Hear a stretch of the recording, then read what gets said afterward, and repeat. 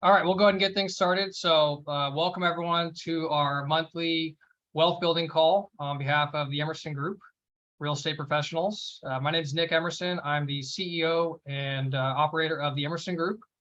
And we specialize in helping income property owners with buying, selling, and conducting 1031 exchange for reinvestment. So the purpose of today's call is to really go through the fundamentals of a 1031 exchange, make sure to touch base on the tax savings, but also really dig deep into some of the other reasons why people conduct a 1031 exchange, which, wink, wink, it's not just taxes. So lastly, I always like to encourage people, if you have questions, comments, please raise your hand. Feel free to put something in the chat box. And at the end of the call, we'll make sure that we're able to provide you guys with a platform to ask any other questions. And so outside of that, let's get started. So what is a 1031 exchange? Well, by definition of the IRS, an exchange of real property used for business or held as an investment solely for a business or investment use that is the same type or like kind. Now, what I want to point out here is the most important thing is the way in which you hold the asset, not necessarily the asset type. And what I mean by that is the property is an income property. So really it's a swap of income property for another income property.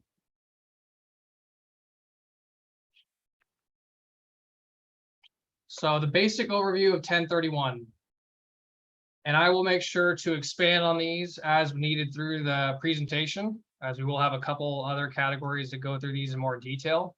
But first I'll start with the timelines. So you have 45 days from the close of escrow on the property that you're selling, the relinquished property. Now, what I like to remind our clients that work with us is that the process starts well in advance of 45 days. And what I mean by that is before we even put your home on the market for sale, or another agent puts the home on the market for sale in another state, if that's what we're doing, we are going to get really clear on why we're doing a 1031 exchange, where we're looking to reinvest, the type of asset that we'll invest in, and really getting everything very tight together so that when you do in fact put your home on the market, we already have opportunities coming into your inbox. We're already looking at things. We're already posturing like we're going to write an offer, such that we do everything we can to close the relinquished property and buy the reinvestment property before you even get to the 45-day expiration. So that's critical. Having a plan, discussing it, putting together all the information so that you're not struggling to figure out what you'll do, how you'll do it, when you'll do it, why you'll do it. We need to make sure we're clear on all these things before you start. The other important note on that is 180 calendar days to close. So you have 45 days from when you close escrow on your property to identify properties that you will buy. And you must buy 1, 2, or however many to fulfill your exchange before 180 days occur after the sale. And again, reminder for those that are joining in, if you have any questions, please feel free to put them in the chat box, raise your hand. I want to make sure that this is a interactive conversation so that we can get the most value out of the call. Perfect. The next category is the like kind, right? We talked about that. It's really a matter of the function of the asset, not the format. And what I mean by that is you have the ability to exchange into a lot of different assets with a 1031 exchange. We'll go through that in more detail on another slide as far as examples, but understanding it's investment for investment. Now, there will be a caveat to that, but I'll get into that later. Purchase amount. So the goal to accomplish a tax-deferred 100% transaction is to make sure that we're selling a property and we're reinvesting into another property at or above value. So we sell our detached home for $1 million, and we are finding a property for $1 million or greater to reinvest into. Now, one thing I want to mention that's not known really is that you can do a partial exchange. And what I mean by that is that you can sell your property, reinvest into an asset of lesser value. So instead of selling for $1 million and buying for 1.5, let's say you buy for 800,000. Well, what's going to happen is you're going to pay the delta, right? The 800 to $1 million gap. You're going to pay taxes on that 200,000. So understand that you could still qualify and conduct an exchange, even if it's less. You're just not going to get the full benefit of the tax deferral. All right. Let's look at more on reasons why people conduct a 1031 exchange, which, as you can see, there's a lot of them on here. I would say that from our experience, I've had the privilege to help people in every category of this as far as their motivation and what they're trying to accomplish. So the most common we know is to defer taxes, right? Hey, I've got a detached home I've owned for 35 years. It's owned outright. I don't have a loan on it. Not getting any depreciation benefits anymore. And really, I would love to find a way where I could sell this property and generate, instead of the $1,000 that I'm getting, I want to be able to generate $2,000. So we're finding a way where we can improve our position in the investment side of things. Depreciation I mentioned. So if you've held a property for longer than 27.5 years, that means that you have gone through the life of the depreciation table and your adjusted basis on the property is 0.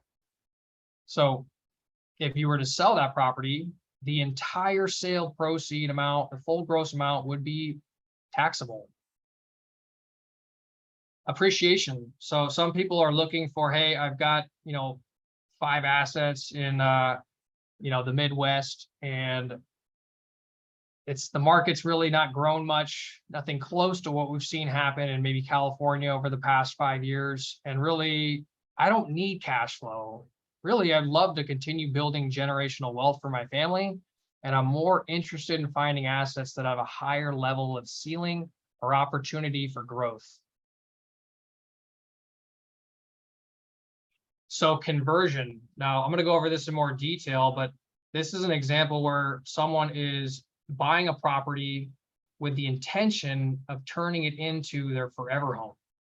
So in theory, they're going to conduct a 1031 exchange, reinvest into their dream property, and they're going to then rent that out for a minimum of 14 days and move into it after 2 years. Again, we'll go into more detail on that one. And also, again, any questions, feel free to raise a hand. I want to make sure I'm really getting examples and clarity on each category as a whole. Consolidate, diversify. That might be, hey, I've got 3 detached homes. I want to sell those and I want to buy into a apartment building, right? I'm going to consolidate it. And what that's going to do is it's going to save me time and money. I'm not going to have to replace 3 roofs. I only have 1. I'm not going to have to hire 3 different property managers. I only have 1. So it's going to help you to consolidate. Now, diversify, that might be an option where you've got properties in one market and you want to increase your holdings in different locations to create more of a diversification effect. Reduce management burdens. So this goes back to a call we did last month, which was on the DST. So that would be an option where you can essentially reinvest and have a very passive income stream with no management and really just collect a check in the mail every month. Estate planning. So this is a huge one, especially with our current population and how many loved ones are going to be passing on this year. We're talking over 2 million people plus. We really need to have a plan in place.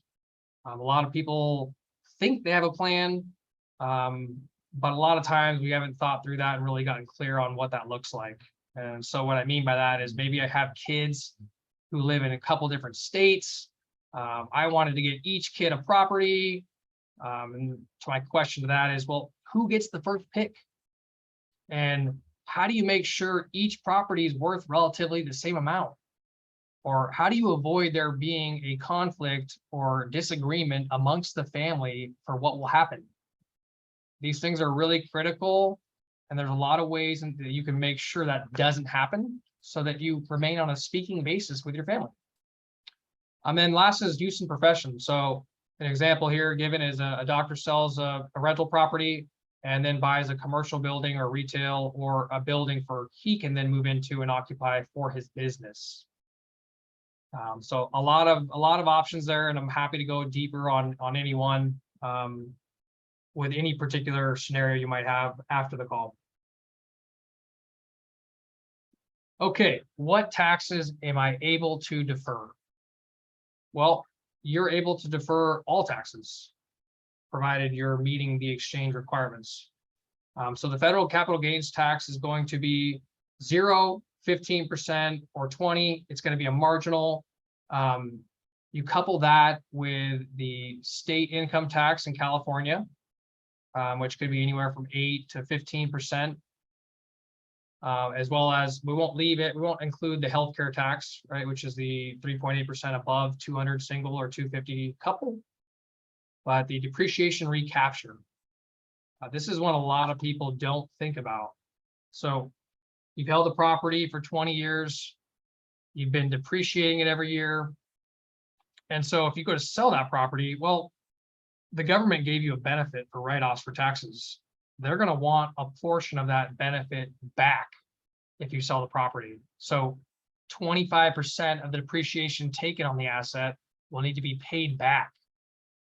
So when you add these things together, if you did not conduct an exchange and you sold your property, you could be looking at an effective tax rate of over 40%. Naturally, that's why we love 1031 exchange, because we're able to make money with money we would have otherwise paid to the IRS or the state of California. That sounds like a fun time to me. I don't know about you guys. I just want to show a quick example of the California real estate withholding. So this is the form that you'll get from escrow when you go to fill out paperwork. And you're looking at the tax implications and ownership. So I just wanted to give a quick example of if you're an individual versus a corporation versus a trust. These are the computation tax rates that you would realize. Another example on the bottom here is you can do a flat tax, and if there is an excess, you would have back taxes due on that. All right, enough about taxes. So in a 1031 exchange, like kind, there's a lot of examples here. Single family rentals, duplex, triplex, fourplex, apartment buildings, industrial, office space, retail, senior housing. Actually an interesting one is I had a colleague of mine who just sold his detached property and he's buying gas rights, where he's realizing a cash on cash of over 30%.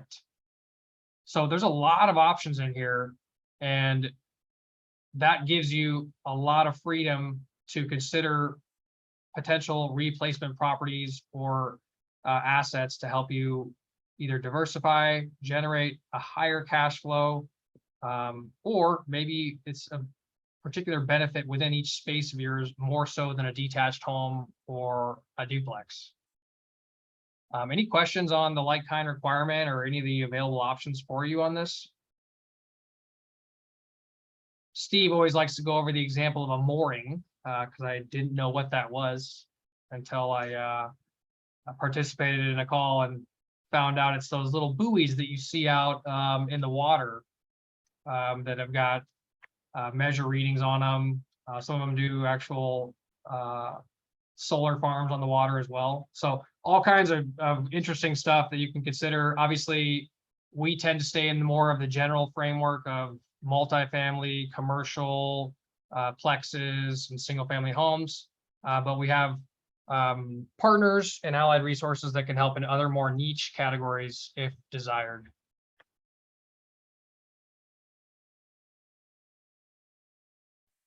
So identification rules. The IRS has 3 options for you, and really I'm only going to go over 2 because I've never had anyone do a 95% rule, and neither do the accommodators.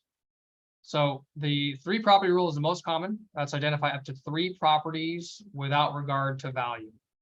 Now, what's important about this is that, let's say you close escrow, you have 45 days, you get an identification sheet to fill out to send to your 1031 exchange accommodator.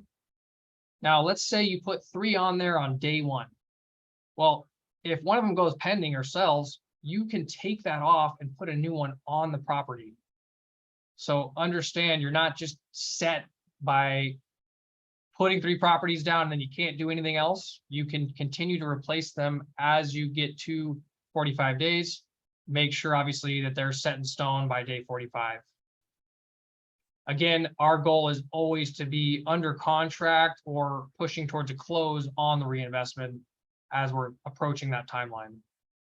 The other 200% rule, the other option there is, this makes a lot more sense for our clients that are selling out of California and maybe into a lower price per foot or purchase price area.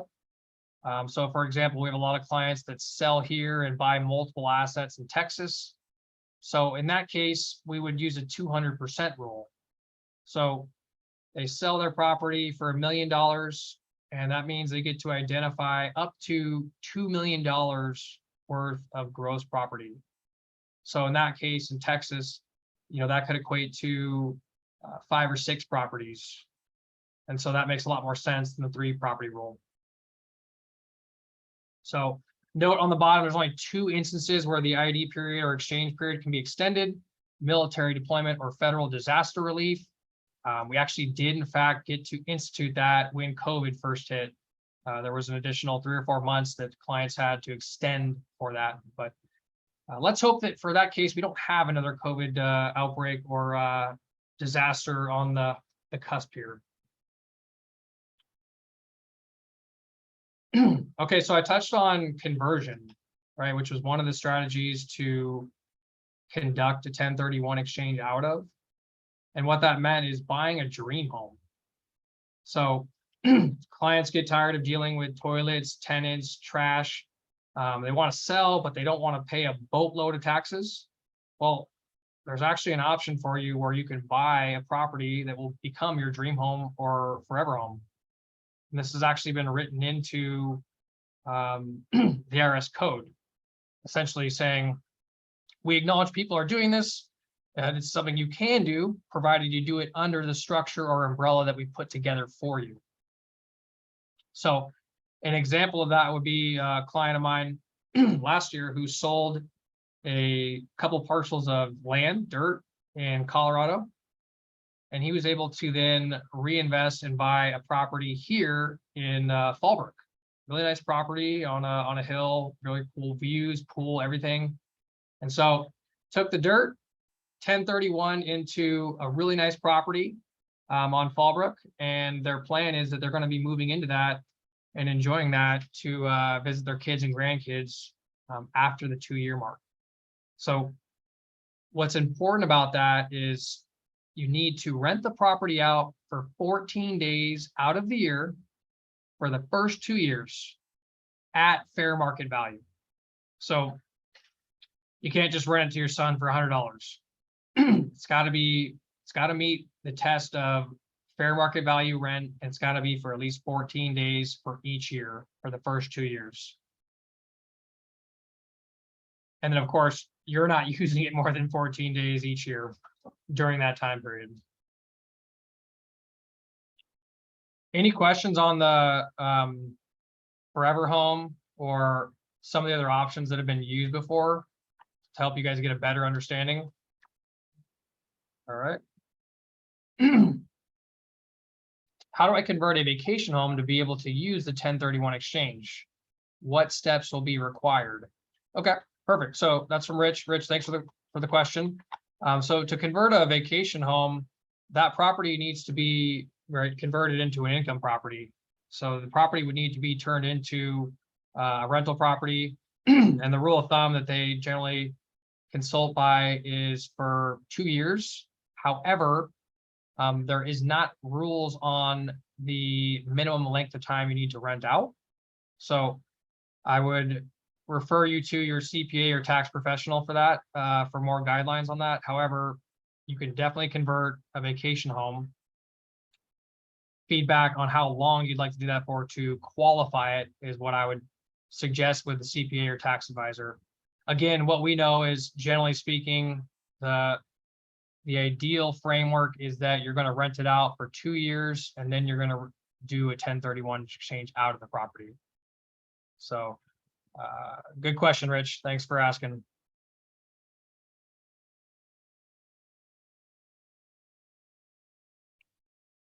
Another one that I'll just touch on very briefly is the reverse exchange. So this is not a very common strategy. However, it does make sense in some instances. This is an opportunity where you actually buy your property first, and then you sell the relinquished property. Obviously, across the nation right now, we're seeing inventory go up. San Diego being an exception, inventory is actually remaining flat right now. So likely not going to be, reverse exchange not going to be the most appropriate tool given the market we're heading into. However, an example that I'll give you from a client is it's really based on the opportunity.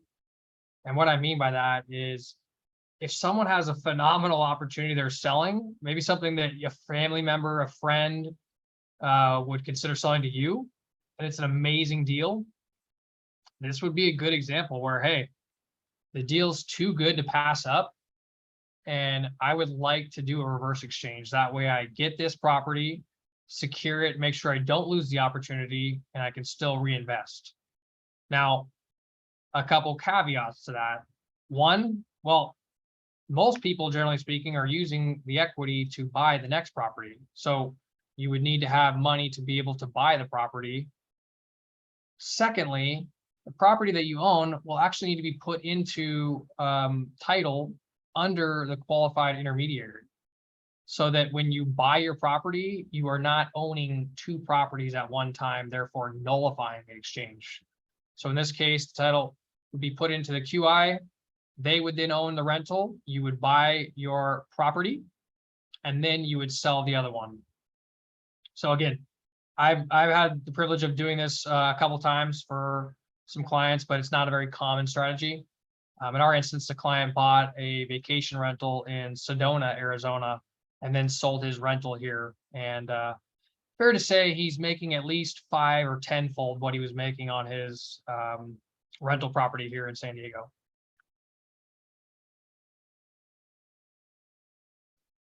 So our preferred qualified intermediary is going to be IPX 1031.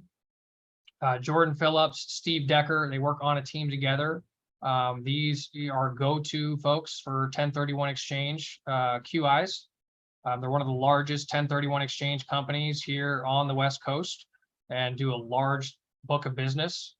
So there's someone that you could trust, know is qualified, and has all the appropriate insurance and safety nets for you for a successful exchange.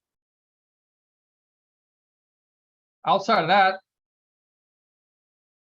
we made amazing time. Maybe it's because I'm talking twice as fast, or maybe it's because I do this every day. But what I would love to do is there anything I did not get to, anything I didn't cover, or something you'd like for me to go into more detail on? I would be happy to do that now. Otherwise, if not, next month's call, we're going to be talking about preparing your property for profit. So how do we make the best use of our money to maximize the proceeds and get a return on that investment? And obviously in this market, making sure you're positioned strategically to get a contract quickly and beat out the rest of the competition.